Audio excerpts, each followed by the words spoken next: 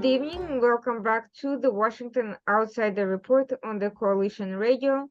For those newly joining the program, my name is Irina Zuckerman. I am the editor-in-chief of the Washington Outsider. With us today, we have Daizy Gedeon. She's a filmmaker and investigator. She lives in Lebanon and Australia. She's now in Australia. Yes. And we are discussing with her work, her investigation, and her film concerning the 2020 deadly Beirut explosion. The explosion was blamed on Hezbollah's storage of explosives in residential areas, and not only that, event itself was a horrific, preventable atrocity, but subsequently the efforts to bring to justice and to bring peace to the survivors and to the families of the victims have been stymied by judiciary corruption and cover-ups. And this is where we are today. Now, the reason this conversation is particularly important and relevant over 2 years later is that recent reports from Ashak al-Afsat in London pointed to renewed accusation of Lebanon being used for smuggling of weapons, now more sophisticated weapons such as missiles and drones from Iran. And accordingly, there is concern about a potential renewed spark of violence in the region. Israel, for instance, is alleged to have threatened to bomb Beirut airport if it's found to be an entry point for these weapons. And similarly, this has already happened in Syria, and there is continuous activity with smuggling into both countries from Iran. And that brings us back to Hezbollah. If this organization is participating in this activity, there's a good chance that not only has the event of 2020 not been resolved, and we still don't know exactly what happened and how, and who the specific involved parties were, but this can potentially have a repetition again, because storing of explosives in civilian areas, it's a war crime, it's a human rights abuse, and it's also it also shows a completely callous and corrupt disregard for human life. And with that, I'm going to introduce Daizy, who can tell us a little bit about herself and what brought her to this extremely complicated and I would say dangerous topic that many people don't want to touch. 2 years later, we hear nothing about this anymore.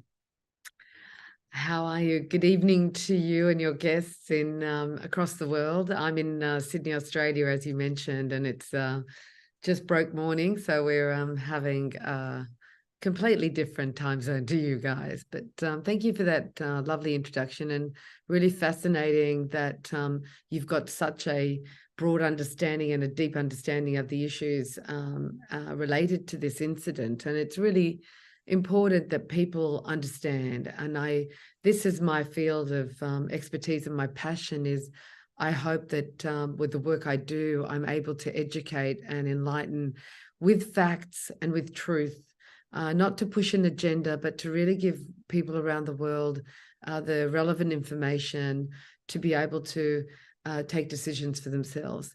And as you mentioned, I'm deep in the thick of this story, and deeper in it more recently. I have made a documentary, which I'm sure we'll go into, called Enough, Lebanon's Darkest Hour. It was released in 2021, and it, goes into the Beirut port explosion. But I made it over 5 years, from 2016 to 2021, and it covered all of the incidents happening in Lebanon over that period, as well as taking a historical look at how this explosion, this port explosion, could have possibly been allowed to happen or enabled. And this is where some of the discussion I'm sure we're going to go into today. And I've been a journalist for, 30 odd years or so now, and I've worked in London, in the Middle East, and in Australia. And I've made a couple of documentaries. I'm making a lot of programming at the moment out of Lebanon and the Middle East. Whilst I'm here in Australia, I am based in Beirut now. I moved back nearly 9 months ago to be able to really understand more and be at the, at the face of what's happening in Lebanon with the port explosion and with many other incidents and issues that are always affecting peace in the Middle East. So that's my background.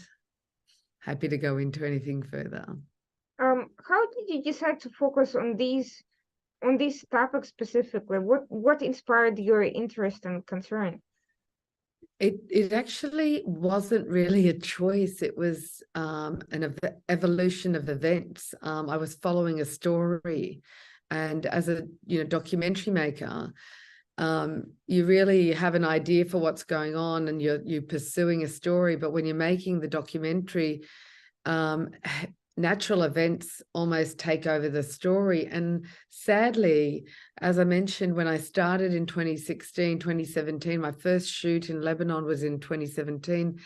Things were still calm in Lebanon and people were still living a pretty calm, happy life and parties. And before all the banking crisis and petrol crisis and the collapse and the explosion and the revolution, so I was just following events, and it was, the 2018 elections in Lebanon, which then, I covered, and I was really confused why people had still voted for the same people that were causing such suffering in the country. 2019, the revolution happened in October 2019. So I went back to Lebanon and we filmed that. And then I was just about to finish locking up the film to submit it to festivals and really start getting the word out about the story. And then sadly, the tragedy of the August 4 port explosion occurred, and I was pulled back into the story, opened up the film can, and re-edited and got more footage. And that really affected me personally when I witnessed, I was in Australia, but watching that port explosion was truly moving. I was so saddened, and my tolerance level for anything and anyone in power in Lebanon had sort of reached a limit. It was that's why my film was called Enough. It was just, in the end, I changed the title to Enough because it just was. And so that's how I got into it. And I kept investigating and researching and how, and, there's so many now theories as to why the port explosion happened and who was to blame. And, and I'm still investigating it now as we look into where the situation is, as you mentioned, 2 years on, and we're no closer to getting an official answer from the government and the legal inquiry, the judicial inquiry that's been undertaken to give some reasoning for how that port explosion, why that amount of ammonium nitrate was sitting so close to residential areas, was allowed to sit for 8 years, 7, 8 years, not just 1 year, 8 years next to, civilians and civil life and residential areas, urban areas of a city. So that's how I got into those issues and those topics. Correct me if I'm wrong, but there's almost two stories going on here. One is the story of government corruption, of corrupt institutions, and that predates these events by decades. There is a history of corrupt local networks and patronage system that has permeated Lebanon and has been brought in by the French and has been kind of ongoing since for many years. And the other issue is the interference of Iran and Iranian proxies who came to power through the so-called social jihad of promising people to basically various financial and social benefits of voting for that particular political entity, Hezbollah, and bringing together a coalition of diverse religious and social and political interests. But ultimately, we have seen that far from fulfilling their promises, they robbed the country blind and led to essentially a collapse of many of its institutions. So Mm. this marriage of these two separate stories into this conglomerate, it's not going to be easy to separate which played the bigger role. The corruption that was always there, or well, not always, but at least for a very long time, and this Iranian-backed entity that has its own political agenda and does not particularly care about anything other than, that. Mm. So separating those two issues is not easy, but trying to figure out how is it that people have not seen this institutional foundation that has led to this crisis? That's a really good question. And you mentioned that the explosives were sitting there for 7, 8 years before the disaster struck. And Mm. during that time, no action was taken to relocate them. There was no social pressure or political pressure to move them. And furthermore, same types of people ended up getting voted into power, in the middle of all of this. Can you explain how that came about and why, after Hezbollah completely failed to fulfill its promises, there was no faster and broader coalition to get rid of it? Thanks. You're very astute, because you're really, that's true. There are two key issues. After investigating and researching the film and interviewing hundreds of people, at the end of my investigation, really it came down to two issues: corruption and Hezbollah. They were the two biggest issues that the film that I made and the investigation really came down to. Two main issues. I could delve into corruption and the cause of corruption and what resulted from corruption, or I could go down the Hezbollah line, because they were the two issues that kept repeating around the country and around from the voices of the people and politicians, some pro-Hezbollah, some anti-Hezbollah. So in the end, and I got asked this question many times, Irina, when I had released the film. Why didn't I focus more on Hezbollah in my film? Why didn't I go down that line and be more critical on Hezbollah?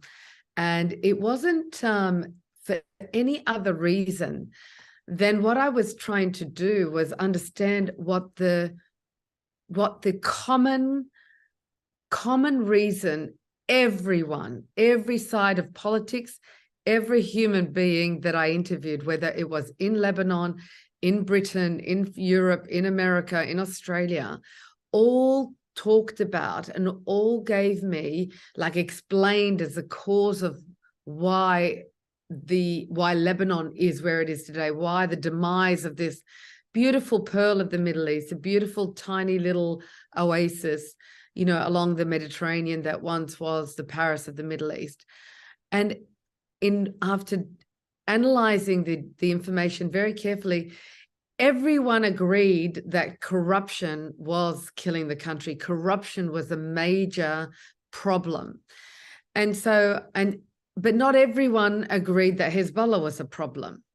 So what I had to do was I wanted everyone's ears open. I wanted everyone's eyes open. I wanted everyone, whether it was in Lebanon or around the world, to be aligned. And even the people I interviewed were aligned on corruption. And at the end of the day, Irina, if there wasn't corruption, there wouldn't be a Hezbollah, or there wouldn't be a Hezbollah with militia and military arms. And because the negotiations and what you can get away with, because you have to negotiate, because there is corruption, it allows you to compromise your values, compromise the rules of engagement and the rules of a country that that you'll live under. It allows for a Hezbollah or any militia or any entity, whether it's the pro-Iranian or pro-Syrian or pro-whoever, pro-French, pro-American, pro-whatever, they all have their roles to play in destabilizing the country.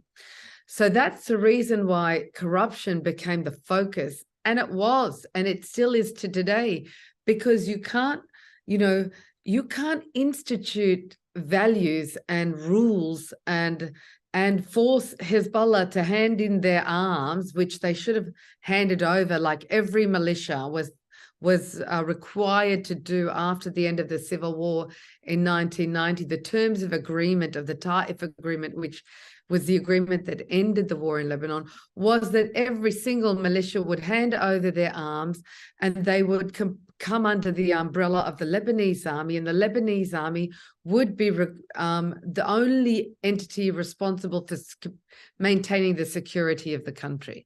But because of Syria, which had a big role to play in Lebanon's history, particularly during the war and after the war, and before Iran really had a stronghold in Lebanon, Syria had Lebanon by the fist. It allowed Iran and it allowed Hezbollah to retain its arms, and because it was using Hezbollah at the time. So this is the 1990s, before Iran became anything of real strength in Lebanon. Syria, with Hafez al-Assad, the former president who was the father of the current president, Bashar al-Assad, ruled with an iron fist. And so you see this history. But we get to now and to Hezbollah today, which, in the 1990s became a legitimate political entity because they were brought under the umbrella of being a political party. So you have people in Lebanon who support Hezbollah as a political party.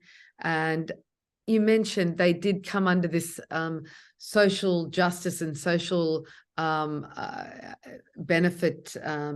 They offer this service to the communities, Christians and Muslims in the areas that they live. There's a lot of Christians in South Lebanon that live under the peace or the benefit of Hezbollah, and so they don't have any problems with Hezbollah. And even in the Bekaa Valley, where they're the two sort of strong areas where Hezbollah is. So you have people who are very pro-Hezbollah in Lebanon because they've helped them and they've looked after them and they support them and they keep the peace in the community. Lebanon, as you know, has mixed religions, 18 different religious sects, and largely for hundreds and hundreds of years have lived very peacefully together until you have people who want to play politics, and politics divides faith. So, Iran's role in Lebanon grew with its support of Hezbollah, and Hezbollah grew in, I interviewed, people in Hezbollah, and I interviewed people like the former founders of Hezbollah who had a completely different objective.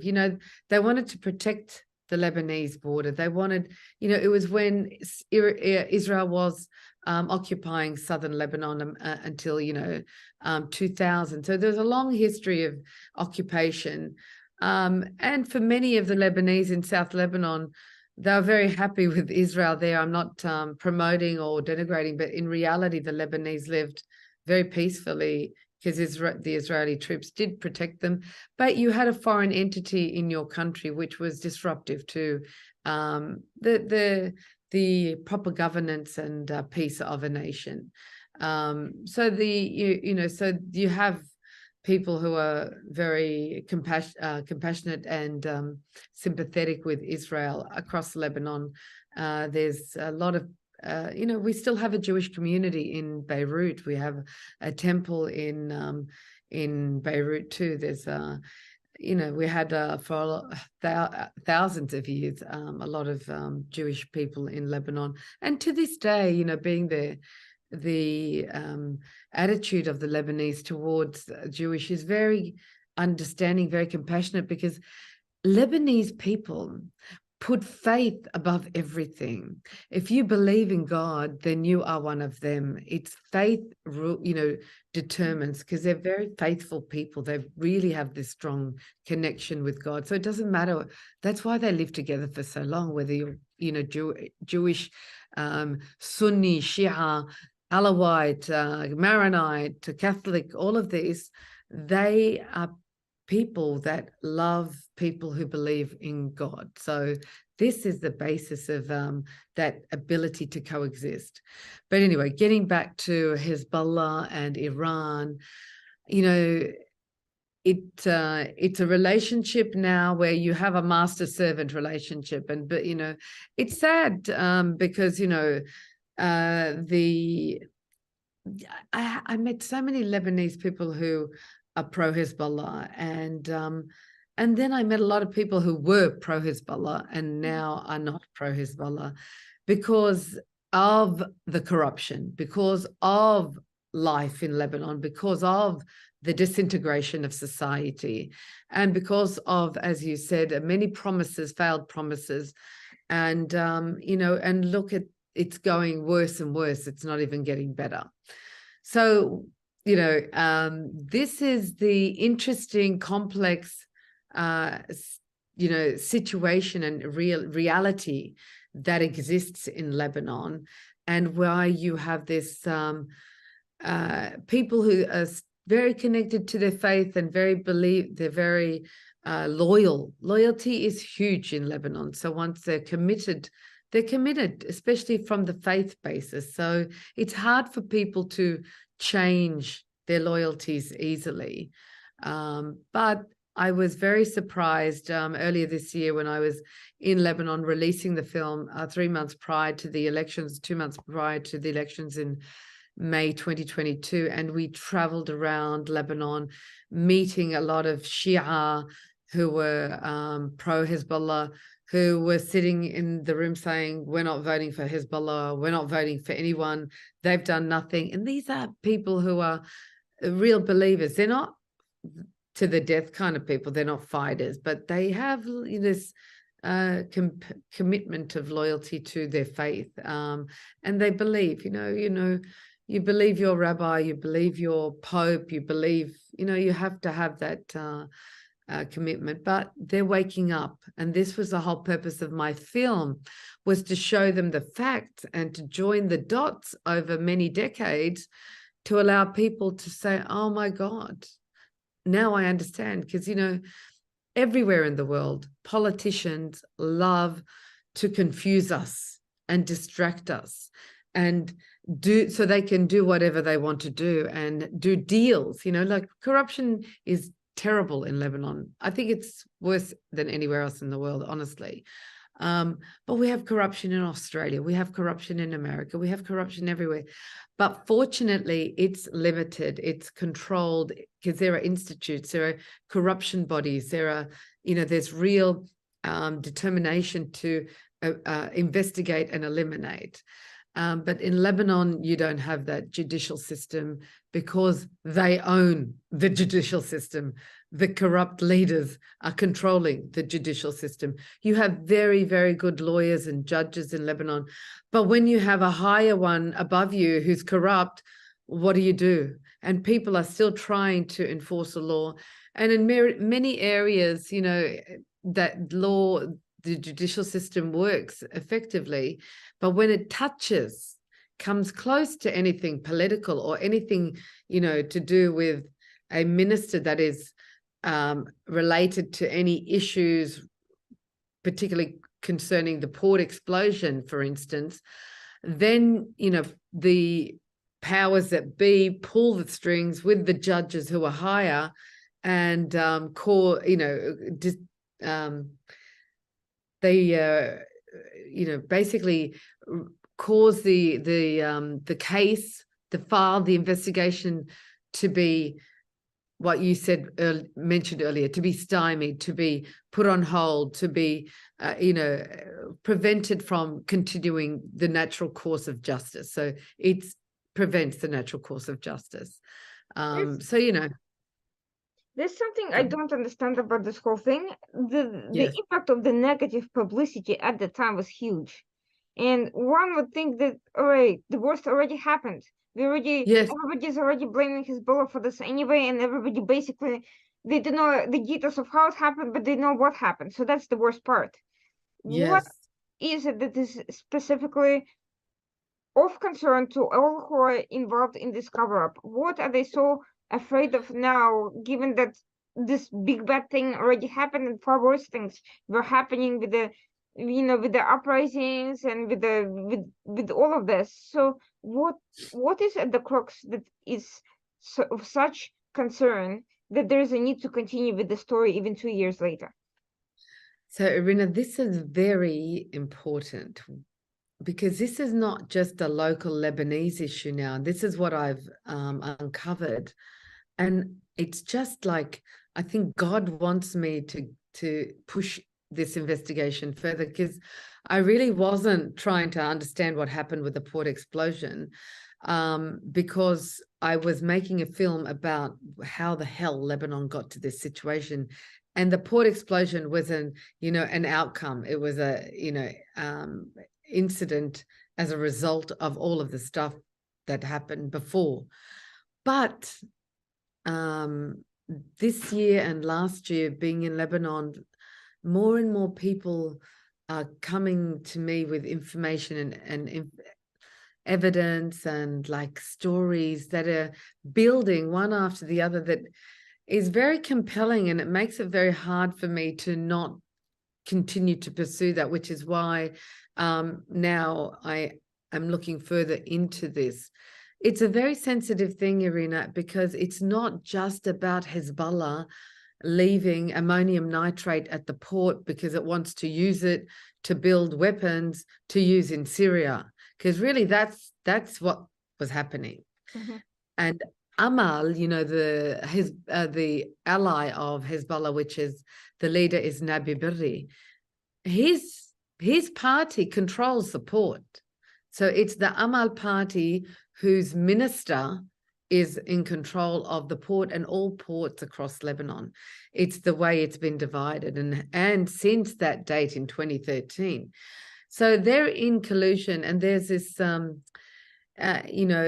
and then you have another party that's their ally, which is the Tayar party, which is the former President Aoun's party, who are in bed with Hezbollah. And this was a real shock for us. I'm going into a bit of politics right now, but Sure, this is the complication. So President Aoun, his term ended on the 31st of October, just recently, and now the Lebanese parliament is trying to elect a new president. But that party, which is that Christian party, which has the head of it is Gibran Bassil, who used to be the Minister for Foreign Affairs, used to be the Minister of Energy. And yes, if you watch my film, you'll understand that his role in all of this is very integral. And, this is the, so getting back to the port, the explosion, the reason, we know, and the Lebanese, many Lebanese journalists have been investigating it from the moment of the explosion and followed it all the way to Moldova and the shipping company, and investigated the journals, the log journals from the ship and everything.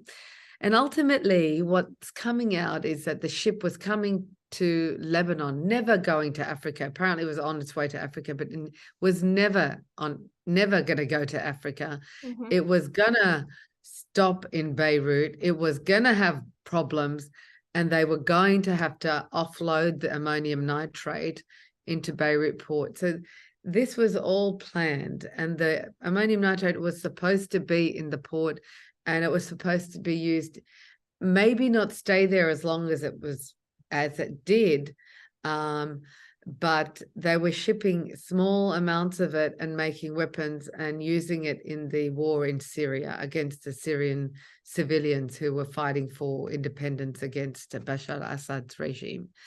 So that was the journey of the ammonium nitrate. So there you have one line. You have this one theory. Then you go back to, well, who caused the explosion? It was going on, the ammonium nitrate was there for so long. Every year, by the way, if people aren't aware, every year from 2013, you had elite military security force that undertook an investigation into the sustainability of the ammonium nitrate at the port in 2013, like a few months after it had been offloaded into the hangars at the port. And that report said that this is highly dangerous and should not be stored anywhere near civilian areas, and it should be removed. And this report went to the head of the Mukhabarat in Lebanon, which is the head of intelligence. It went to the prime minister. It went to the president back in those days. It went to the speaker of the house, and they did nothing about it.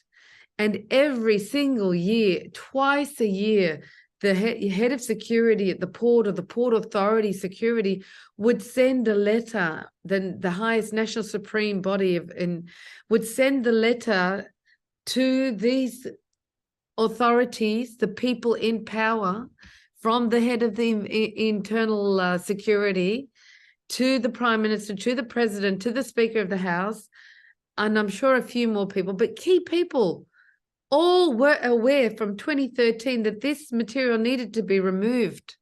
But obviously, because of corruption, we come back to corruption, the deals, no, it's fine. I'm sure I'm acting here. I'm playing acting. I'm sure nothing is going to happen. We've got it under control. This is my turf. Don't touch my space. And we need to use it. It's our stuff, so this, okay, we'll let you keep this here, but you got to let us do this here. We got to smuggle stuff into Syria. We're going to smuggle petrol into Syria because we're making money out of that, because we get more money out of Syria if we smuggle petrol. And you guys let me do the deal with the Turkish energy company, with the ships, the energy power stations, and they all get their kickbacks from all of these deals. Getting into a bit of detail here, which is all in my film, but you can imagine how the conversation went. And I'm sure I'm being very simple about it. I'm sure it's far more sophisticated. You've got the waste management contracts. Every contract in running the country is all, they've got their fingers in every pie. So then, in addition to all of this, you have another complicating factor. And this is the thing that's really interesting, because the Beirut Bar Association launched its own investigation into the port explosion on behalf of the citizens of the victims, the families of the victims of August 4. And they requested to the United Nations for satellite imagery from France, from Russia, from Israel, from anyone, because there are hundreds of satellites in space, which there is no doubt would have footage of the explosion and what happened, because they want to determine whether it was this accident and this the way I've described it in my film, this a fire that broke out at the port in a fireworks factory after someone was welding something, a worker was welding something, and sparks, how silly, welding something next to a fireworks store, which blew up and caused the fire to spread into the next hangar where the ammonium nitrate was stored. And that caused this explosion. So this is the story that we got told. But then you have more evidence of people saying who are living there in Burj Hamoud. Burj Hamoud is the first suburb right next to the port, and Maram Khayal and Jemaisi. These are the areas right, literally stuck to the port. And you have people, and I was doing interviews there this past 9 months, who said, I saw the planes go overhead, and then a silence, and then an explosion. And I'm going, and then it wasn't one person. I was this guy, this shop owner standing in there. I said, I could see the plane. I heard, and then I saw the plane. And Lebanon is the Beirutis are very familiar with Israeli planes flying overhead, because Israeli warplanes fly across Lebanese space every single day. Every single day they are you know, contravening Lebanon's airspace. And a lot of complaints have been sent and a lot of issues, but this has been going on for years. It's a form of intimidation. And so you have this story, and then you have this, no, we heard the planes. And when I was first making the film, finishing the film, I was investigating this, and I didn't want to bring the story of potentially an aggression of a foreign country on Lebanon into the story, because I didn't have any proof or evidence, and it was hearsay. You did have, and I don't know if you know, you're familiar with the evidence that came out. We're talking facts. I don't like to, I'm not pointing fingers, but I have to deal with the facts that I uncovered in so you had, you know, within 10 minutes of the explosion, you had the Prime Minister Benjamin Netanyahu, who's back in power now, announced that it was Israel that had attacked. And there was a post on Twitter. He tweeted, in fact, and it was him talking. And 20 minutes after, so from 6:07 when the port explosion happened, Bibi Netanyahu tweets that, you know, because there was this language between Hezbollah and Israel for weeks before that. Israel was threatening Hezbollah to attack because we know where your stores of ammonium nitrate are. And Hezbollah was saying to Israel, we know where you're storing your weapons and we're going to hit you. So they're having this banter. Mm-hmm. If you follow the banter that was happening before, you're thinking, you know, again, it's all about joining the dots. Now, I haven't joined all the dots. I'm giving you information that I've gathered and I'm pulling together. And then you had, so Bibi Netanyahu makes this tweet, which was within minutes, withdrawn. So 10 or 20 minutes later was disappeared. But you have people who've taken screenshots. They couldn't believe it of this post. Then you had Donald Trump, who was the president of America at the time, literally 20 minutes after the explosion, comes into the press room at the White House to announce Lebanon has been attacked by a foreign entity. This was an attack on Lebanon's sovereignty. Now, you can't have a president of America, whether it's Donald Trump or anyone, who hasn't been briefed officially. We're not silly, by his, you know, chief of staff and the, you know, the joint chiefs of staff and the security head to say that this is what's happened. You need to make an announcement. And then again, I mean, that hasn't been withdrawn because it can't be withdrawn. We still have that proof because American, you know, it's a different system. And again, I looked at it, I listened to it, and then you had, then the story was spun out. About an hour later, it was spun into something else. They killed it. Now, I worked in media for 35 years now. They killed the story, basically. They silenced it around the world. But there are things you can't forget, and I remember this sort of stuff. And there's people who still have the evidence of the footage. And then and then I still didn't believe it until this year when I was back in Lebanon, and more people who had shrapnel from missiles.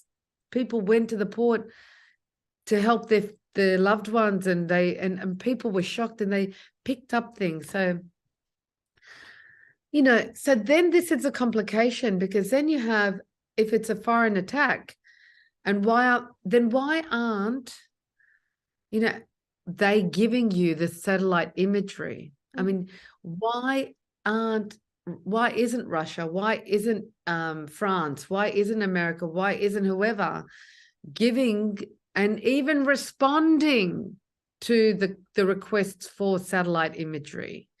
Again, it's just been silent. So the silencing is not just happening within Lebanon, because we understand what's going on. That you have another complication, And there may be a element of involvement on the part of Israel in this, which is really, why aren't America, look at what happened in Ukraine not so long ago, about a month, where there was a bomb that fell into Poland and killed two farmers. I had too many questions about that, by the way, and the response that just didn't seem to align between what Ukraine said and what everybody else said. That's right. But President Biden came out and said, we're going to launch an investigation and blah, blah, blah, blah into this. Where's the investigation into the port blast in Lebanon? Where is the international uproar for a calamity that was the third biggest non-nuclear blast in human history? Where is the United Nations Human Rights Commission? Because you have the families of, more than 240 victims now, and hundreds or thousands of injured people who've been, maimed forever. Where is the cry for justice for these people when two Polish farmers, God rest their soul, every life is precious, but where is the cry for justice for these victims in Lebanon? And I just want to finish the last thing on this is why it's complicated, and the investigation in Lebanon and the quashing it is more than just about Hezbollah, because to this point, and my point is, even if Israel bombed, sent that missile in to, without any understanding of the damage that it would cause, it comes back, and this is a conversation that we've been having in Beirut, and even the families of the August 4 victims say, when we ask them, what if it was Israel? They said, then that would be one thing we would have to deal with on another level. But the reality is, why was the ammonium nitrate allowed to be stored in a place right next to an urban area with civilians? So they go back to, of course, if it was Israel, if it was France, if it was whoever, it's terrible. But in all reality, if the ammonium nitrate wasn't stored there, it wouldn't have caused this disaster. And it wasn't Israel's intention to cause this disaster. If it was, so we're just hypothesizing. But here's a major question that for me is at least as disturbing as what you're discussing, which is Israel doesn't hide when there is a perceived national security threat and intends to attack a target. We have seen that time and again in Syria, and usually Israel has extremely accurate information, and there's a series of procedures that minimizes human casualties. Yes. This, if it was indeed Israel, did not follow that same pattern, but we do know that there was a back and forth with Hezbollah. Yes. What could have possibly, and also we also know that Israel did not necessarily want an escalation with Hezbollah at that time for all sorts of other reasons. What could possibly have led to that particular set of events? Was it disinformation? Was it somebody deliberately trying to provoke Israel into that particular location? Was there a mistake? Was there a signal from Hezbollah that Israel misinterpreted? And was there something attacked somewhere else that we don't know about? All of that seems to me, what I do know for a fact is that Israel wouldn't simply go and attack something for no reason whatsoever, just even to send a message. We have seen today, they sent a verbal message first to say, if you don't stop that activity, this is what we're going to do. So something is off about all of this, and that leads me to believe that there was an involvement of some parties. There was something else going on in the background that could have led to this attack, which was, it was an attack, that it's not that the attack was completely accidental, but that the motivation for it may have been resting on something outside of our understanding. Right. And I'm trying to figure out who could have that have been and what would have had to happen for something like that to occur. You're right. And of course, it's really hard to work that out. But of course, this muscle play, this, heavy, handedness, and this, it's been happening between them, and happens everywhere. You see these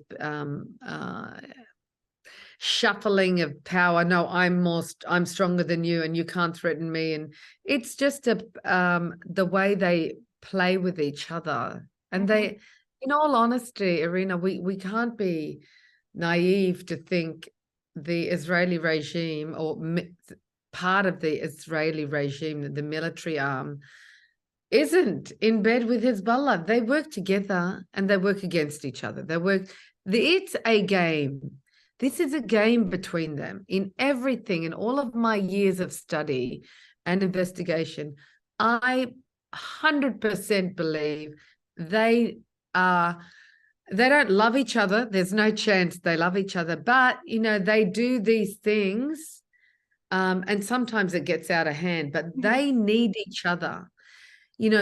Hezbollah needs Israel to be aggressive for Hezbollah to justify its existence.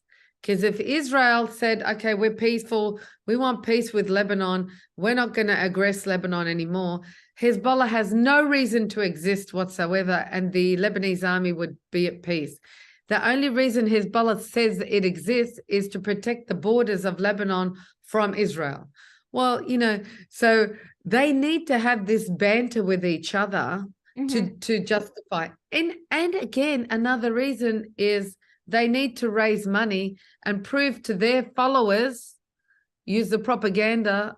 Let's cut the bullshit here. They use propaganda to raise money. So the military arm of, the Israeli Defense Forces raises money around the world to say, we need to protect Israel from Hezbollah. And Hezbollah says, we need to raise money to protect Lebanon from Israel.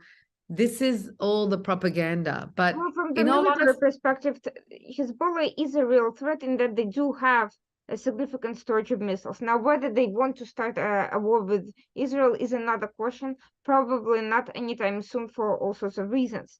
However, it's not that they're not a threat, it's that they're a contained threat at the moment, in that they don't have a motivation to endanger themselves, because things can get outside of their control quickly.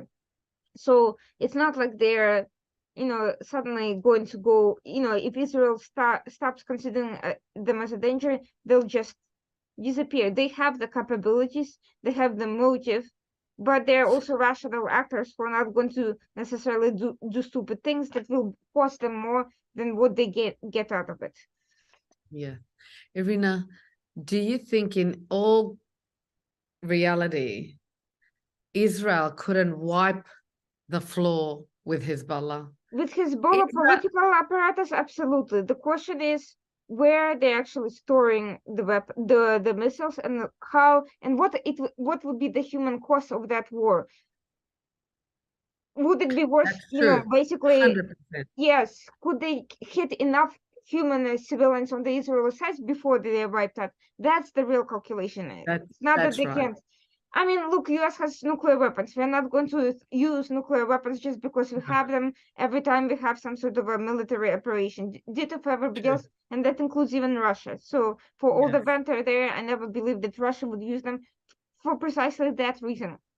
So just because Israel can wipe out Hezbollah or Hamas or anybody else doesn't mean that the human cost in that calculus is not going to be so dreadfully high that perhaps the status quo is not worth it. And Hezbollah, for all its banter, has to understand the same thing. Yes, they could probably do a lot of damage to Israel, but with the use of these missiles. But is the timing for that right? When probably not. And frankly, I think the scenario where that is most likely to happen if Israel is already under attack by other forces and encircled. Until that happens, I can't imagine why Hezbollah would be looking for a fight of that level as opposed to minor containable provocations. So so that's why this whole incident to me is very mysterious. It to me does not sound like something Israel would typically do. Whatever you want to think about the operations, they're highly rational,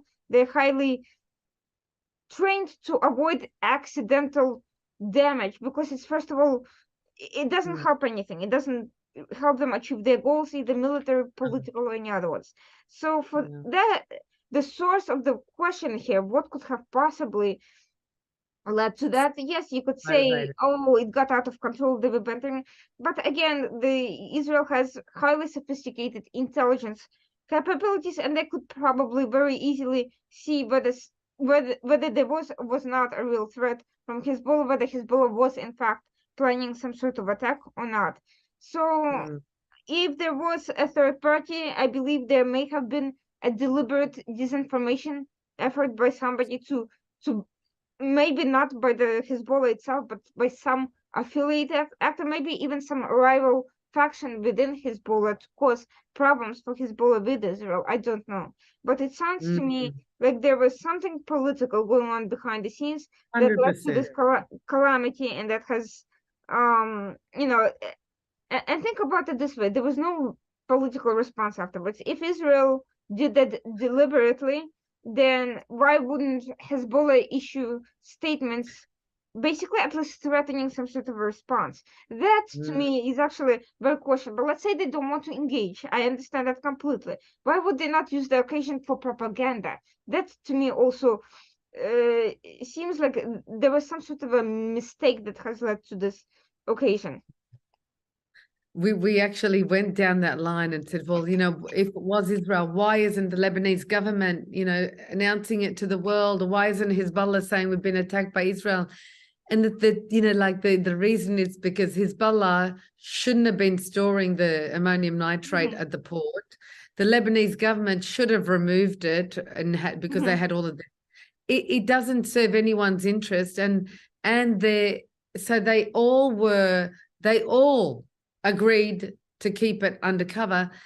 And again, another thing that came up was you had the oil and gas deal, that were negotiations that were being undertaken between Lebanon and Israel. And it was almost like, if you want to go into conspiracy or into extrapolating how Was they could basically benefit from disrupting it. that for starting a fight over this incident that was avoidable to begin with.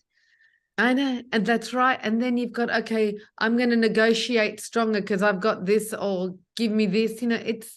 It's all politics. They don't care about human life. They don't care about human calamity.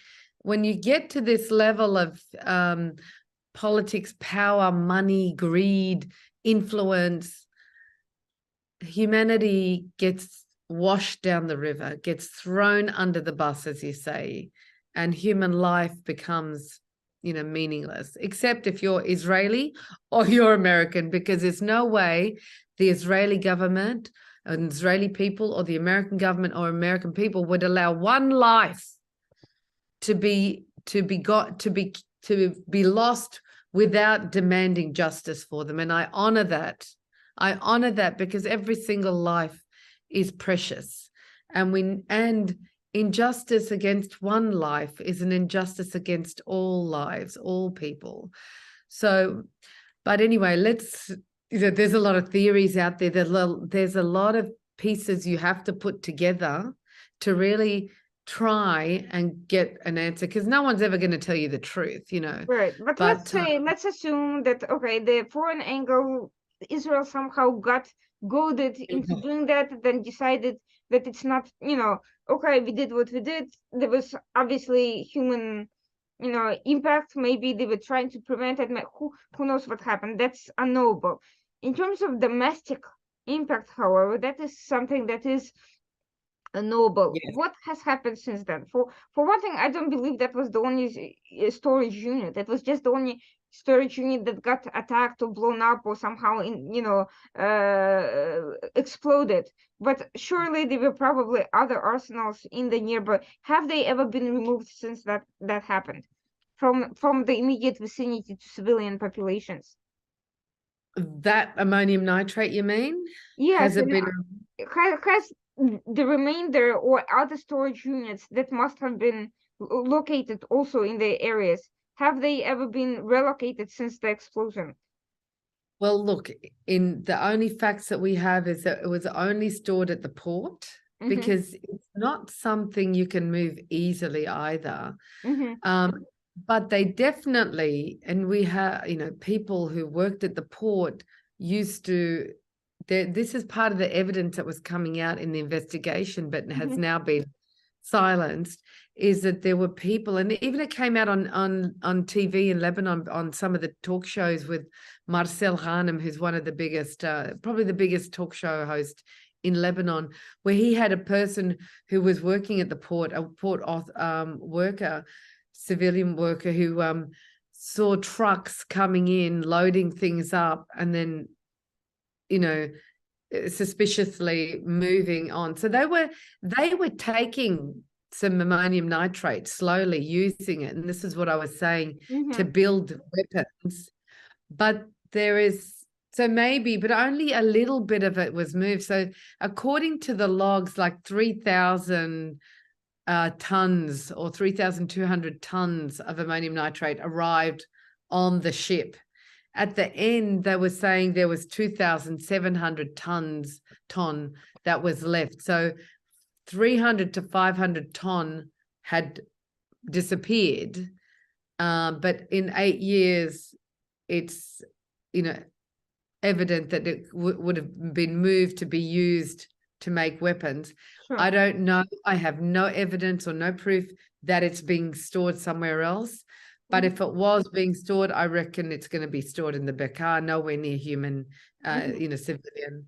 But I honestly believe it's been made into weapons and used during the, Syrian civil war, because they needed it. That's what, it was coming to be made into weapons against the Syrian people. That's, what I can, deduce from the information I have. But there was no other store. So it blew up. Whatever was there, all was destroyed in the port explosion.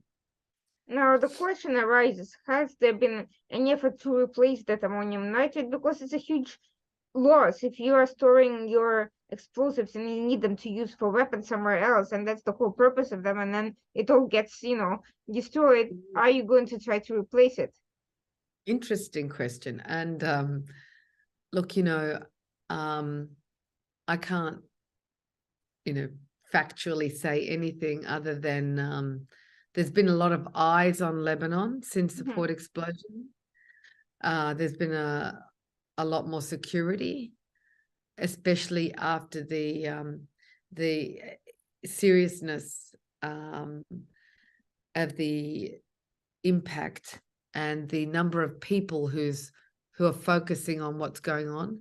But and then you didn't have any ships coming into Lebanon for a long time. They were being, just diverted to, some were going to Tripoli, but you didn't have the same sort of level of shipping coming into Lebanon. But I can't tell you for sure. But I also don't, if you look at what's going on around the Middle East, you don't have the same level of violence and war and conflict that was going on 2013, 2014, 15, 16. Syria is pretty much, back in the hands of Bashar al-Assad. So there's no real civil unrest anymore. ISIS has been eliminated. So you had that complicating factor during that last decade as well. You don't have the uprisings in the Middle East, the Yemen conflict, because, as well, weapons would have been sent to Yemen, made and sent to Yemen.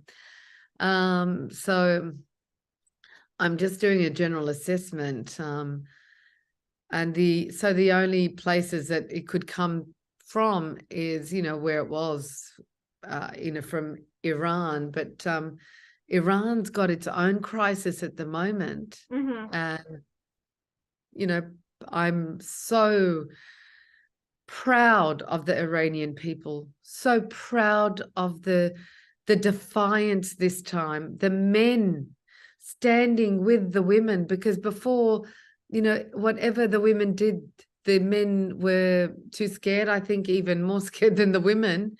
But this is like, again, people saying enough. Mhm. You know, Masa Amini is like this murder of this poor young girl was disgusting. And I'm so proud of them. So Iran's going through its own real revolution, and they've started the hangings and the executions now. They've had 2 executions in the past couple of weeks of men who were, you know, supporting the revolution of the rights of the women. So there's a lot of things going on, and I really feel it could be the beginning of real change and the shift in the Middle East. And I pray for it. I pray for it because I feel so tired for the people of the Middle East. I mean, I have been following this story, the Middle East peace crisis, forever. I was in Israel covering the peace treaty between Jordan and Israel in 1994. And I was so hopeful that peace could come to the Middle East. And I remember meeting so many Israelis when I was there who were like, could this possibly mean peace for our people too? Because there's so many Israelis. And when I traveled around Israel, and I have so many, you know, Jewish friends here in Australia and around the world, I understand how difficult it is to be Jewish, firstly. I feel very, you know, compassionate because I just think it's unfair,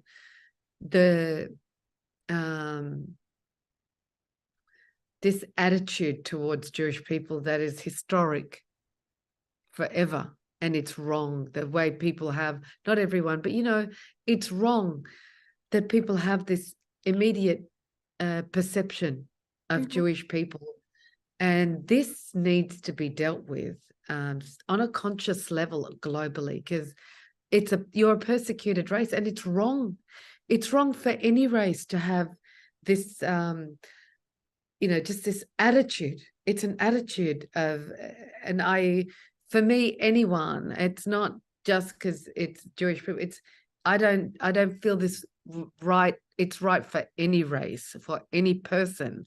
And it's a sense of justice that is deep within me for any human, because we're all, for me, children of God. But when I was in Israel, you know, I felt sadness because, you know, I saw the buildings too. And there's some buildings in Tel Aviv and in some areas where, you know, you had these blocks where it was very built for security rather than for beauty and architecture. And this is like, you know, I would hate to have to grow up in that environment and feel like my life is threatened forever, like being told someone wants to kill me, someone, you know, the Palestinians or the Arabs or whoever, Hezbollah, whatever, hate me and they want to kill me, and I have to live in this environment. Like, this is a horrible thing to have to grow up believing, you know. And this is what I was sensing from, you know, the people in Israel when I was there, thinking, this is terrible for people to have to live with wherever you are. Like, you know, Africans have a different burden and challenge, you know, Lebanese have a different one, but for the Jewish people and Israel, it's a real thing. And so they were saying, could this be a real time for peace for our people? Could we live in peace? Like, with all the attacks in the 80s and the, you know, bombings in the nightclubs and the bars, it was a horrible period. So I was so hopeful for transition and change in, you know, in the 90s under Yitzhak Rabin and Shimon Peres. And I really was mortified when Rabin was executed. You know, he was, you know, killed.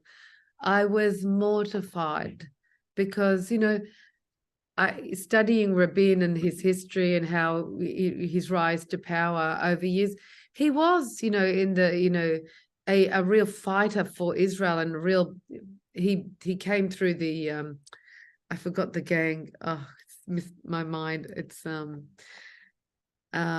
Yitzhak Shemi, you know, they were in that gang, you know, and they really, I forgot it. It's a particular name, but it escapes my mind right now.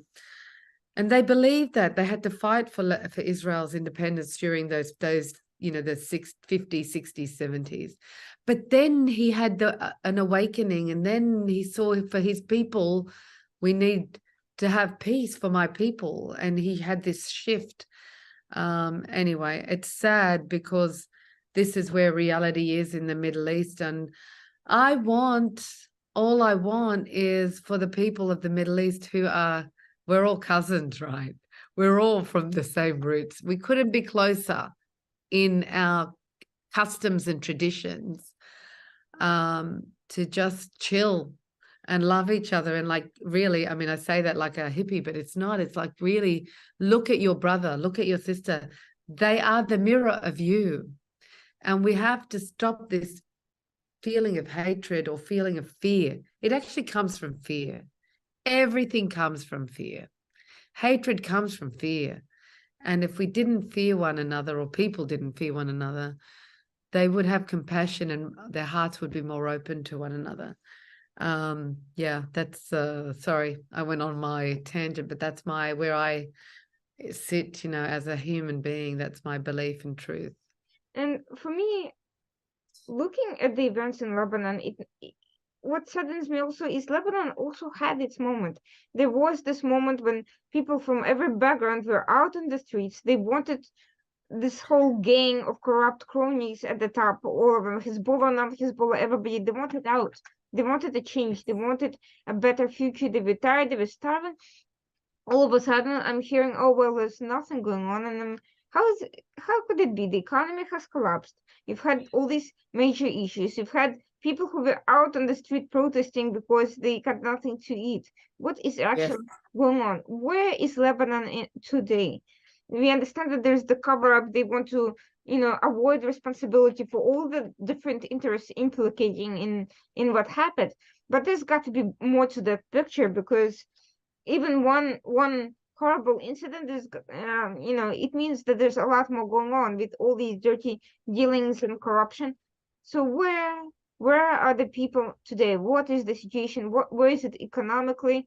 What is happening? Because unless there's people on the street screaming, the press is not going to report on it. Yes, you're right. And it's a question that comes up regularly, and people say that, and so why aren't we protesting? Why aren't we doing anything? They all, like, you're right, the whole nation and Lebanese around the world all stood up in 2019 during the revolution and said, khalas, they said enough. Killon yani killon, all of them. That means all of them. They all need to go. And there was the most united, movement ever for Lebanon across, except in 2005 when all the Lebanese came together calling for Syria to get out after the assassination of Prime Minister Rafik Hariri. But this was even bigger. And for one nation, under one flag, not under sectarian flags, not under religious parties or political parties, all standing for Lebanon, saying we are all Lebanese. We are not this or that or religion or this. We are Lebanese. And we don't want to be divided, because they realized dividing us means they can keep us away from each other and scared of each other. Divide and conquer. So today, where Lebanon is a broken country. The spirit of the people is completely devastated. They've lost all hope. They tried in the elections, and we had actually an excellent result in the election, but the economic situation is, it makes you desperate. I want to go into the election results in a minute, because that's really the future and what is the key to change. But right now, the reason why the people aren't in the streets is because they can't even feed themselves. The leaders have made the people so desperate, then so distracted with trying to find money to feed themselves. There's no jobs. The banking crisis took all of their savings, everyone, from top to bottom. It erased all of their bank accounts. They have money there, but it's called lollars now. It's not dollars. They turned it into there's a currency called lollars, which means your money is worth 10% of what it was worth before. So if you want to withdraw, you might have had $10,000. it is equal to $1,000, and people had hundreds of thousands of dollars, and like that's it. So they're only allowed to withdraw $100 a month from whatever money they have, and at that reduced value. So you have people who are desperate. So, and I did an interview with a psychologist, a neuroscientist who's been studying the psychology of the people, and how this has been an intentional psychological campaign by the Lebanese leaders themselves upon their people to diminish their capacity to fight, destroy their capacity to feel like they can fight, so they can have more control over them, so they can have more control over the country, so they can continue to dominate as oligarchs do, because they want to stay in power, and they can do whatever they want, and they control everything, the economy, the industry, the banking system, everything. So this is where the people are, and they can't fight. There's people, even I was there during the August 4, the second anniversary of the August 4 explosion, just, this past August. And it was sad because the first anniversary last year, you had hundreds of thousands of people down in the streets. This time you may have had 10,000 people if you're lucky. And this is sad for the families of August 4 that they didn't have that. And I asked them about that because I've interviewed now more than 30 families.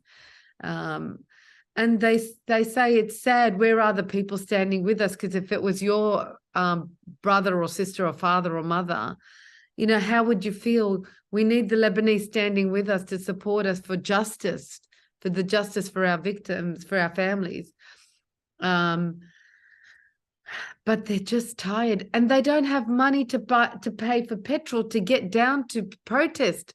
They're saying, by the time I put money in my petrol tank, pay for the petrol in my petrol tank, I would have fed my family for 1 week. So this is where they're at. It's the impoverishment of the society.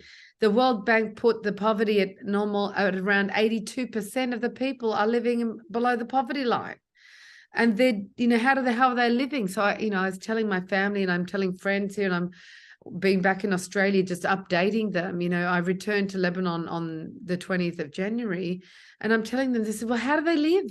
How could they possibly be living if they're earning $20 a month now? Their salary, some people, is $25 or $50 a month. What do you buy with $50 a month?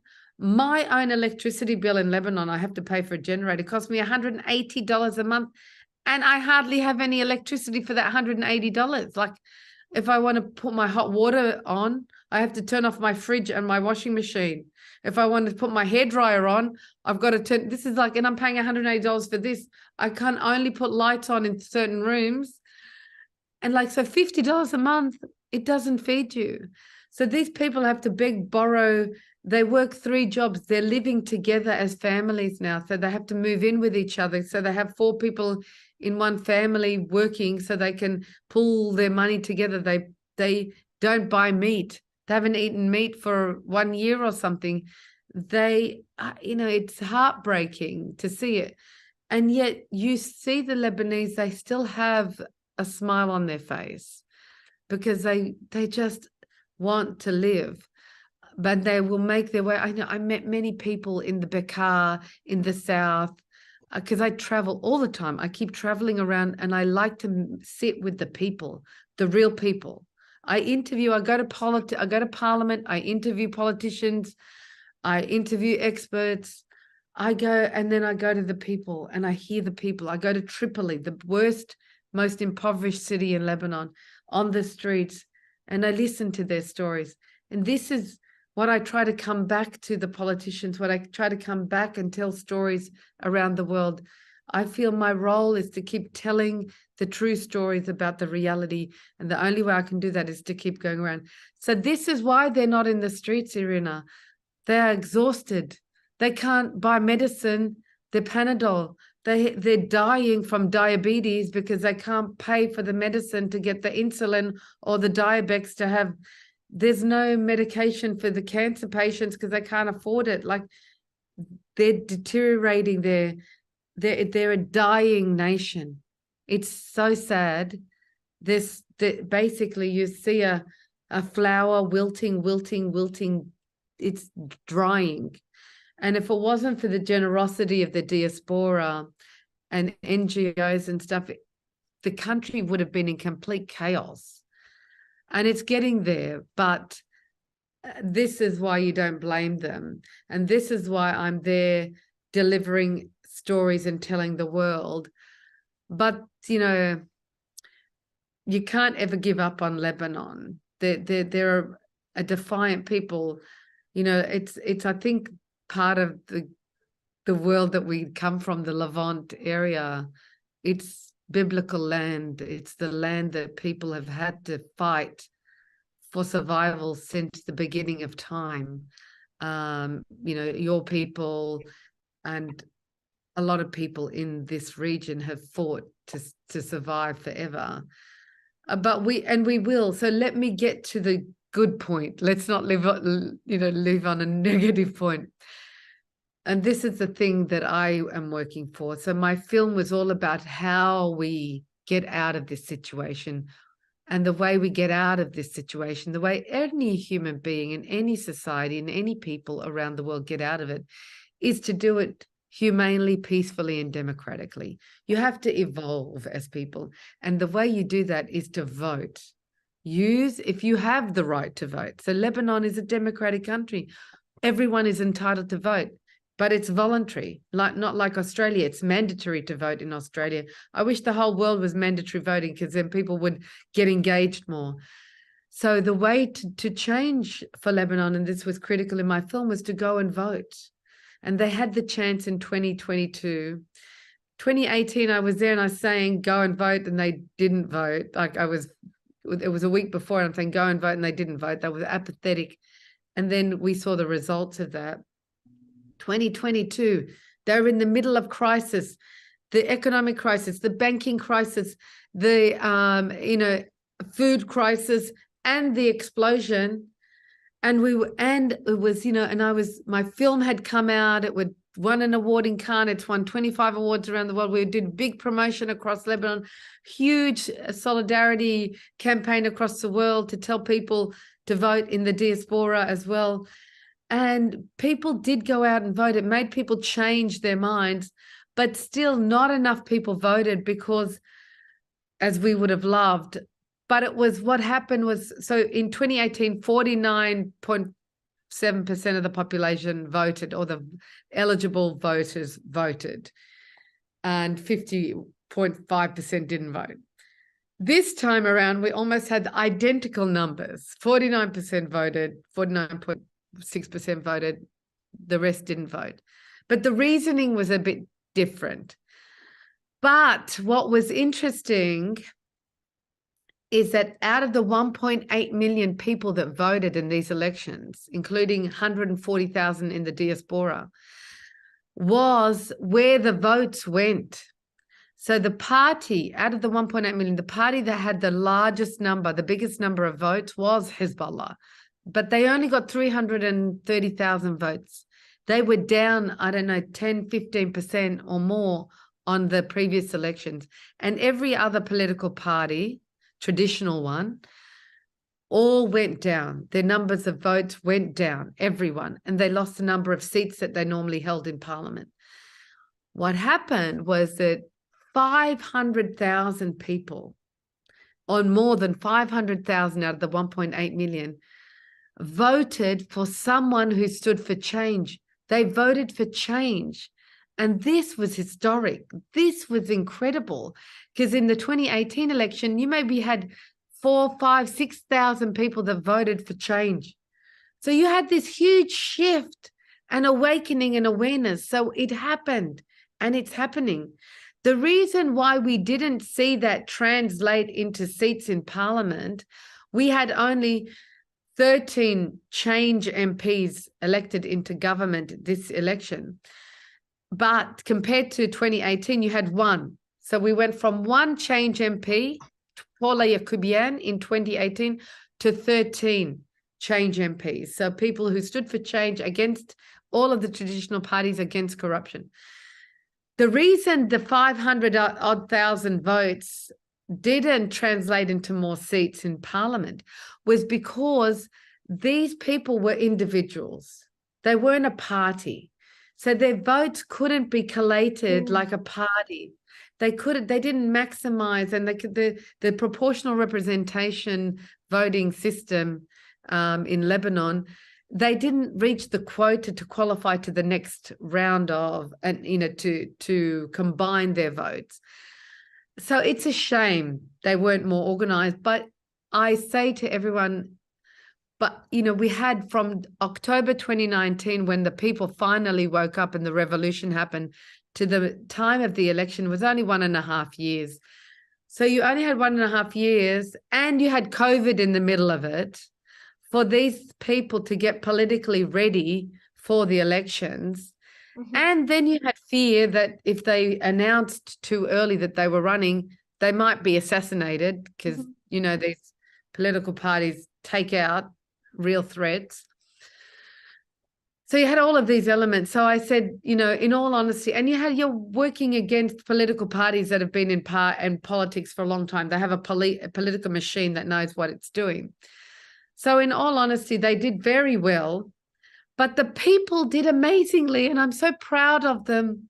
I'm so proud of the Lebanese around the world, because the diaspora were determined to vote, even though the Lebanese government tried to send a wife to one city in America, Mississippi, and another one to Los Angeles. They'd made them their voting where they had to vote in 2 different states. In Australia, it happened too.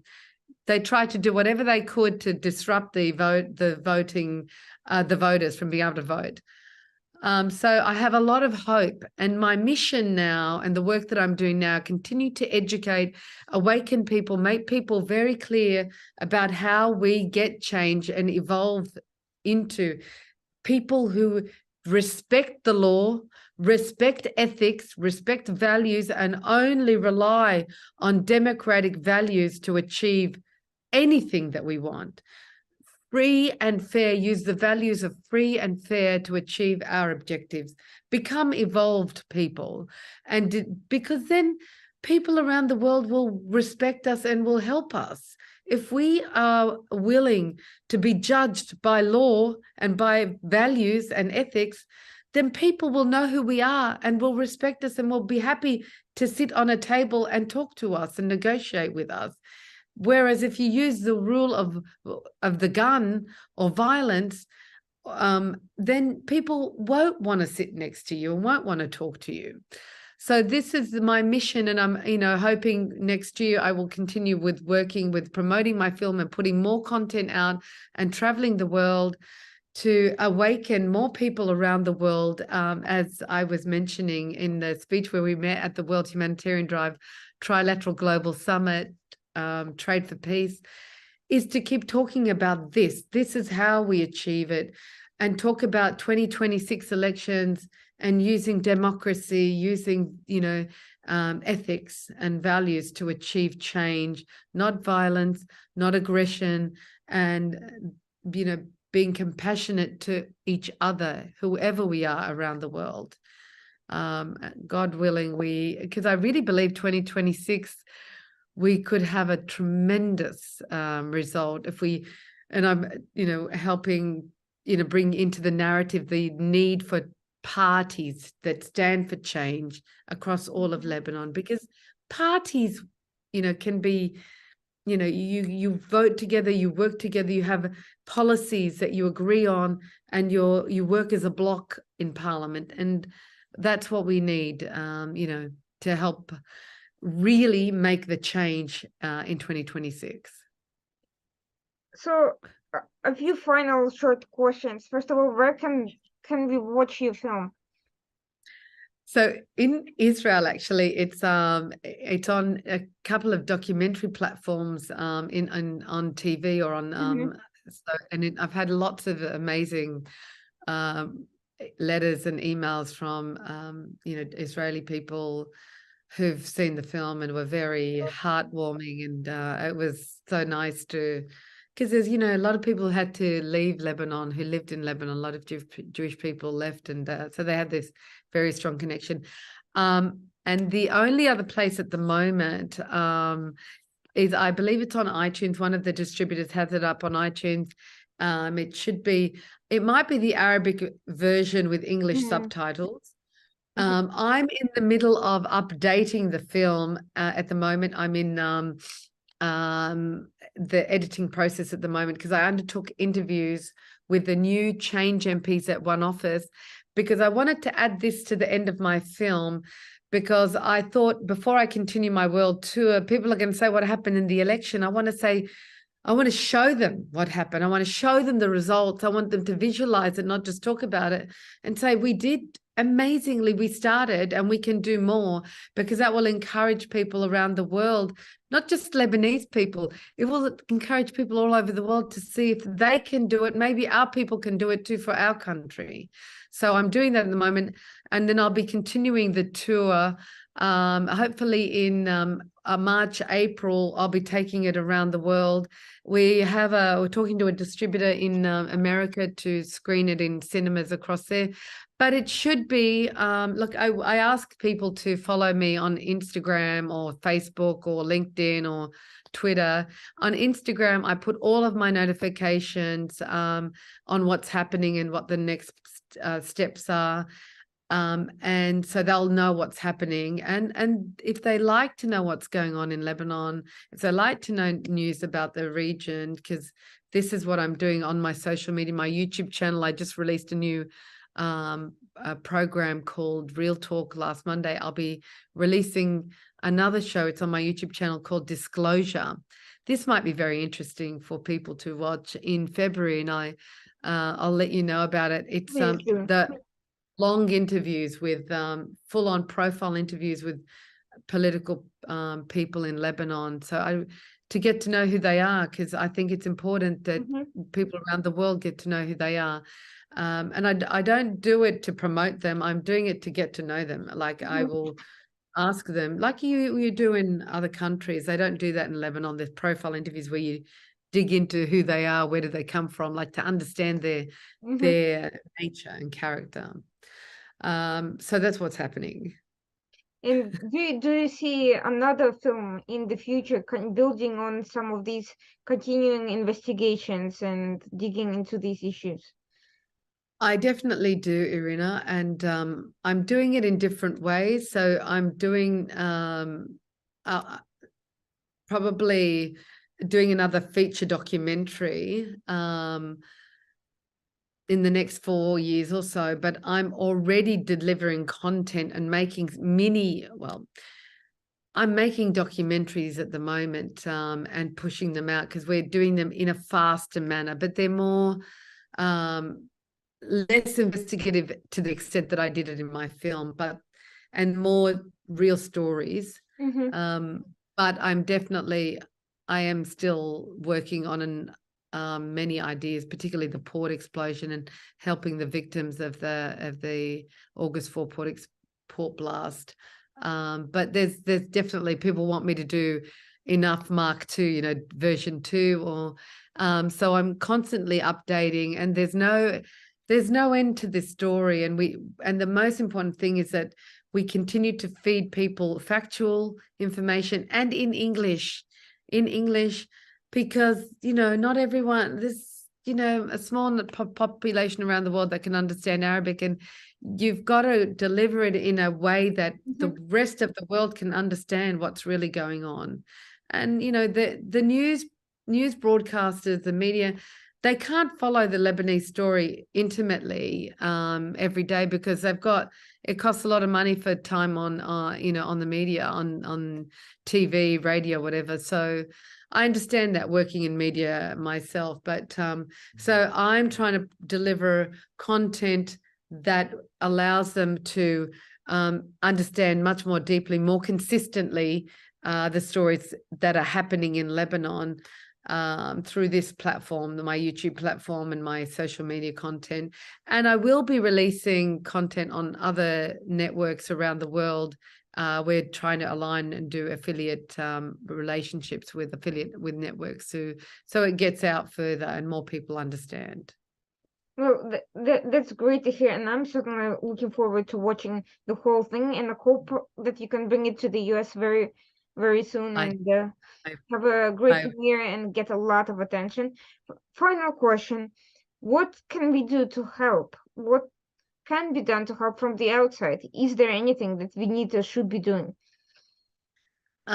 What we should be doing is remain educated, remain informed. That is really critical because I believe in the individual. If the individual has the right information, they will make the right choices. So staying informed, and the way we can help is there are different. I mean, if people want to help the people of Lebanon, it's to identify how you can obviously donate food, materials, medicines. And I'm setting up my own foundation, which I'm sure I spoke to you about in London when we were at the event. It's called the Free and Fair Lebanon Foundation. And that foundation is to help lift the ground. And the way we want to do it is to give people back the ability to become independently sustainable, not to be doing this, bowing and expecting a handout. This handout keeps them oppressed. And this is the way we can help Lebanese come out from being under duress and feeling compelled to stay under the master and make the right decisions for themselves. And so my goal is to have this foundation, which we're in the process of establishing, and people can find out about it on my socials and contact me. It's to issue grants to these people so they can establish their own micro businesses, which will help them look after themselves and their family and their community. It's a model that has worked in other parts of the world where there was extreme poverty, and it's something that I honestly have just looked at around Lebanon and around the world, and there isn't anything quite like it. There's similar things, but my goal is to do, establish these grants and then follow the story so people have visibility and transparency, and they can see how these people have grown and are improving over years. So that's what we're doing as a foundation, to be able to let people live with dignity, live with their own capability, use the skills that they have to take back their lives, take back charge of their future, of their destiny, and be able to feed their children and live with some dignity. I mean, I think this is the most important thing that we should do for any human being. I look forward to that, and hopefully you'll keep me posted about the launch of that, so I could share that with everyone. Thank you so much for joining, and please, please, please stay safe, because there's a lot of evil people out there who I am sure are not happy about this type of work. But I hope that everyone listening here gets the message and just reads more and doesn't let media passivity distract you from learning about Lebanon, learning about what's happening in great work that people like Daizy are doing to transform society and to help get the truth out and to help combat these entrenched issues that seem hopeless but really do. There's always a way to overcome any problem. And thank you so much for giving us all hope for a better future that people can actually build themselves, not waiting for anyone to come and rescue them. For those watching, joining us for the first time, this was the Washington Outsider Report on the Coalition Radio. My name is Irina Zuckerman once again, and thank you all for joining. We'll be back next Tuesday at 9 p.m. as usual, and please stay tuned for more great programming. Thank you, Irina. Ciao. Thank you.